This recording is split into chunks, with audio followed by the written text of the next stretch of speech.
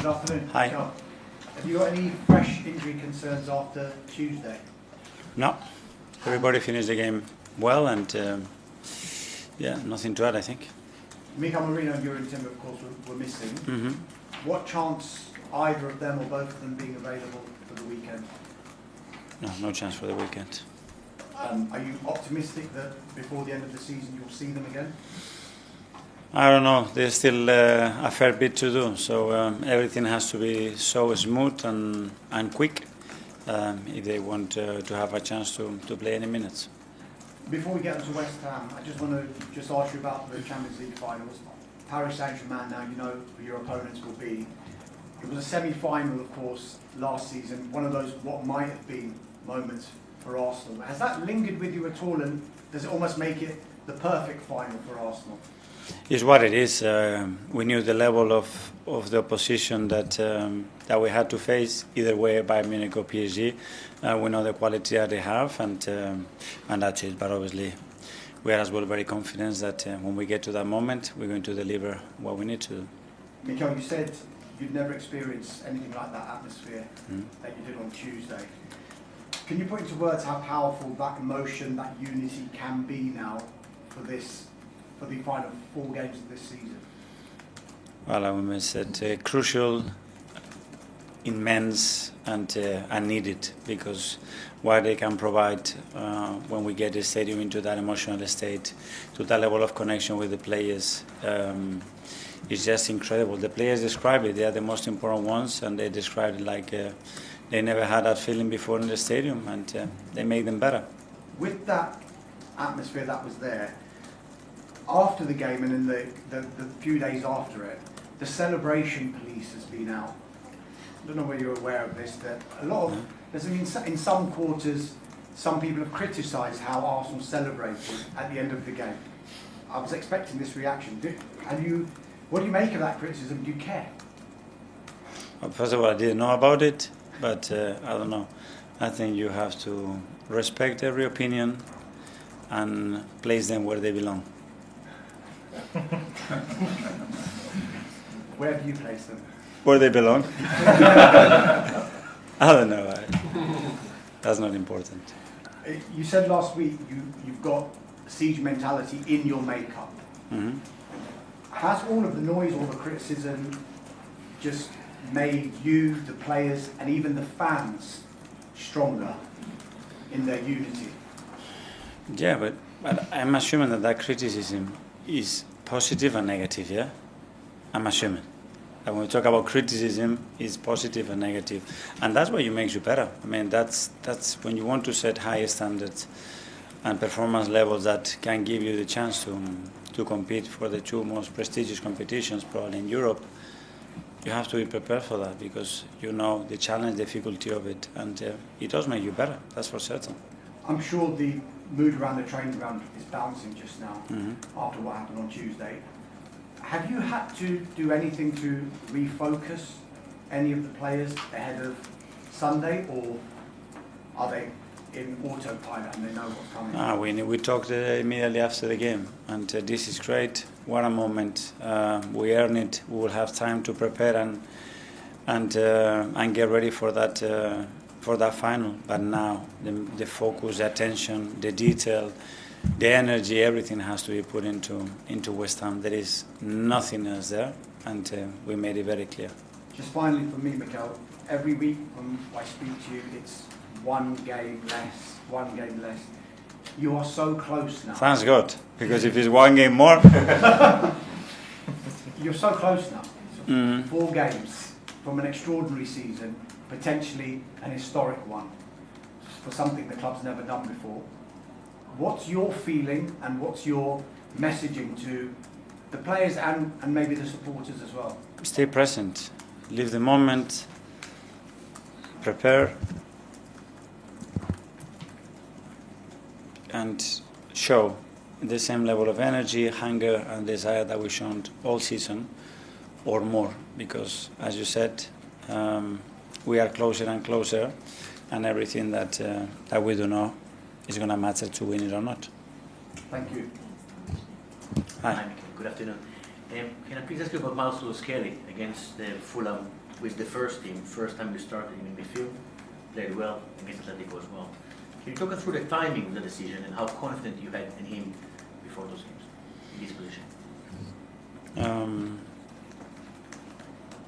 I think it's been a process of probably understanding him better, him understanding as well the standards that are required when you play or don't play that much at this level, to understand the reasons why you play or not play as well. And then he's been exceptional. His attitude, the way he's been training, the way he's been supporting the boys when he hasn't played, and he's given us every sign to think that when we were going to give him the chance, he was going to respond in the manner that he's done it. But after he's done it, and it's not easy, especially when you haven't played that much, to look that fresh, that confidence, that energetic, that playing with that determination, it's something that is surprising. Bukayo Saka scored a goal on Tuesday, and it hasn't been easy for him in terms of injuries. But in general, we worked with Bukayo for so many years. How enjoyable it's been to work with Bukayo, the player, and the human being? A joy. I feel extremely lucky, I said it from the beginning, to find somebody at the club that you can lean into at any level, knowing that he's going to respond, knowing that his heart is in the right place, knowing that everything that he does comes beyond certain values, certain education, certain principles. It's been a joy. And on the human level, I think we know him, and in the football level, what he has provided to this club and what he did the other night is just remarkable. Massive London derby this weekend. Is it fair to say that it's a game with big jeopardy for both sides? Well, understanding the context of the game for both clubs, it's huge, obviously. So we know the importance of it. We know what we want and what we have to do to win the game. Hi, Mikel. How are you? Thank you. This week couldn't have gone any better for you. Before you even played in the Champions League, Manchester City dropped points to Everton, then you qualified for the final. Just talk us through the emotions you've had maybe since then, from being on such an emotional high, or unless you're still on that emotional high. I was in a really high emotional state after the game, obviously, because we know what it means to everybody, to the club. You could tell what it means to everybody, to our supporters, players, staff, straight after the game. But you have to believe me, straight after that, my concentration, my focus, my energy was, okay, Westham, what do we have to do in the mental side, physically, tactically, technically, to prepare in the best possible way to go there and win the game. That's it. But you're so close now. Can you not even allow yourself time to enjoy this final cruise at the end of the season? I enjoy every day. I enjoy every day with the boys, with the staff. I love what I do, so I feel very privileged to what I do. I enjoy, but those periods are very short.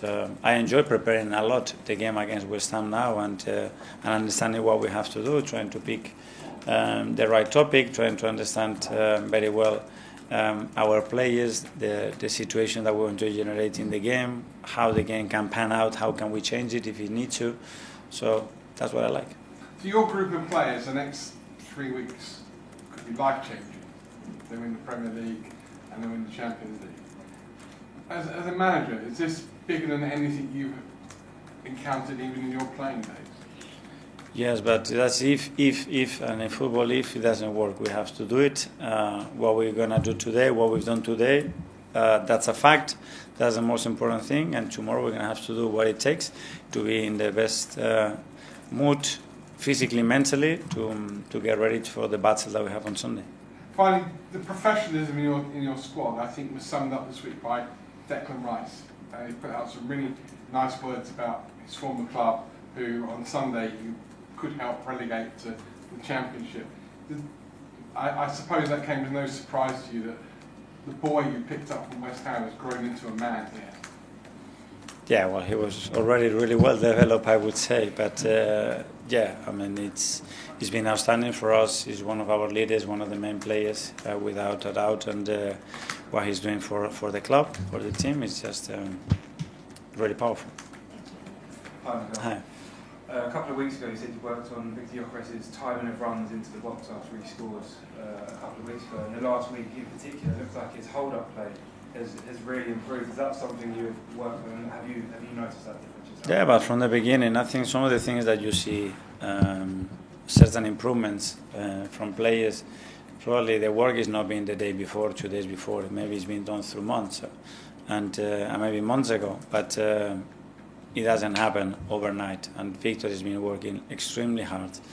The level of demands that he put on himself are incredibly high. He always wants to learn. He's always asking questions. He always wants to do extra things. He's always trying to find ways to find those connections with his teammates, whether they are in the canteen, in the dressing room, or on the pitch. And at the end, when you have that kind of behavior, you get rewards. And just about some of the big decisions that you've made this season, particularly in the run-in, put Eze back on the left wing at Man City, what was the biggest game of the season at that point, and then Miles Lewis-Skelly in the centre midfield, Fulham and Atletico. Was that always the plan? Why No. now? And is it something you'd learned from previous title runners? No, I think there is something that is related to your intuition, and what the game is going to require, the state of the players, the way you can imagine the game, and where the players can have most impact. And then you can get it right or wrong. You never know. But if you do what you feel, at least you have the certainty that you've done the preparation, you've done the thinking, and when it comes time to deliver, that's something else. Hi, Mikel. Hi. It's been a while. Can I ask you about the five-phase plan again? Can we do that at the end of the season? Could you just tell me what phase we're in now? I don't know. I'm lost now.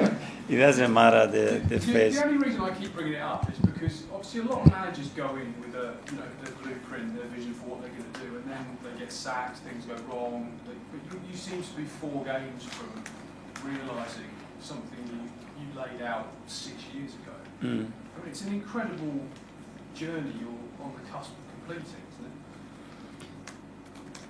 Yes, but again, responding to that question, at the moment it doesn't matter. Let's live the present. When we have time, we can talk about that. If we got the timings right, every decision right, and the most important thing is, what's the outcome when it comes to the end of May? Hi, Mikel. Just in terms of David Raya, I think it's confirmed now he'd at least have a share of the Golden Glove for the 3rd season running, and this season it seems like a lot of his saves have come at big moments, so whether the game's 0-0 or maybe 1-0, and he's really sprung into action, been concentrated throughout the whole kind of game. In those moments, what is going through your head when he makes those saves, and is it something that surprises you every time, or are you kind of used to it now? Well, first of all, obviously, he's been exceptional. His level of consistency since he joined the club has been something that probably nobody expected. Probably I didn't expect it. I think he has reached a level that it's incredibly high. And sometimes we take as normal some of the things that he does that they're not. But he has responded in crucial moments. Obviously, I think the team deserves a lot of credit for that as well, because the work that everybody puts in that phase for the 3rd consecutive season to achieve that, I think is remarkable. And with Miles, you mentioned understanding him better, and you obviously spoke about that with Emre Eze a few months ago. Mm-hmm. So with Miles, what things did you kind of, understand more with him as this season's gone on?